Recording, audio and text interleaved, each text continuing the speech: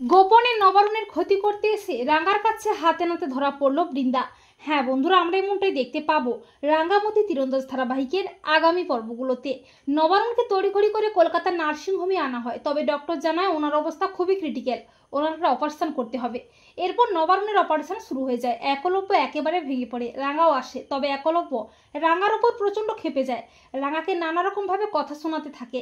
তবে অফিসার সত্যজিৎ রাঙ্গার পাশে দাঁড়িয়ে বলে রাঙ্গার কোনো দোষ নেই, নবারুণ বাবুকে কেউ একজন ফোন করে জঙ্গলে ডেকেছিল, আর আমরা ফোন নাম্বারটা ট্র্যাক করে আসল অপরাধীকে খুঁজে বের করব।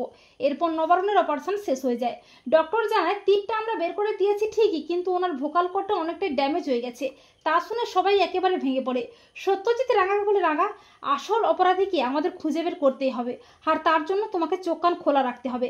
যে নবারুণবাবুর ক্ষতি করার চেষ্টা করেছিল সে কিন্তু আবারও আসবে। সত্যজিৎ ও রাঙ্গা ওত পেতে থাকে আসল অপরাধীকে হাতে নাতে ধরার জন্য। এরপর বৃন্দা আবারও প্ল্যান করতে থাকে নবারুণের ক্ষতি করে রাঙ্গাকে ফাঁসানোর জন্য।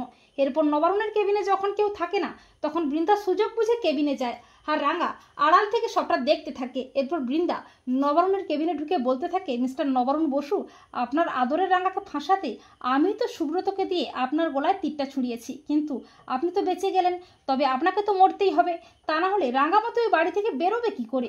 এরপর যখনই বৃন্দা নবারুণের ক্ষতি করে তখন রাঙ্গাও চলে আসে। রাঙ্গা বলে, তোর খেলা শেষ বড় বৌদি। রাঙ্গাকে দেখে ভয় পেয়ে যায় বৃন্দা। বৃন্দা বলে, তুই এসব কি বলছিস, কি খেলা?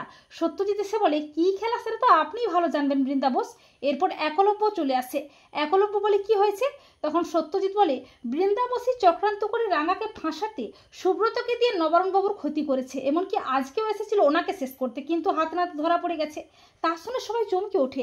একলব্য বলে, ছি বড় বৌদি ছি, তোমার জন্য আমার বাবার এই অবস্থা হয়েছে, আর আমি কিনা রাঙ্গাকে ভুল বুঝে ওর সাথে কত খারাপ ব্যবহার করেছি। একলব্য বলে, ওই মহিলাকে আমার চোখের সামনে থেকে নিয়ে যান। এরপর অফিসার বৃন্দা ও সুব্রতকে অ্যারেস্ট করে। তো বন্ধুরা, তোমরাও এটাই চাও তো যে গোপনে নবারুণের ক্ষতি করতে এসে রাঙ্গার কাছে যেন হাতে নাতে ধরা পড়ে বৃন্দা? কমেন্ট করে এক্ষুনি জানিয়ে দাও তোমাদের মতামতটি।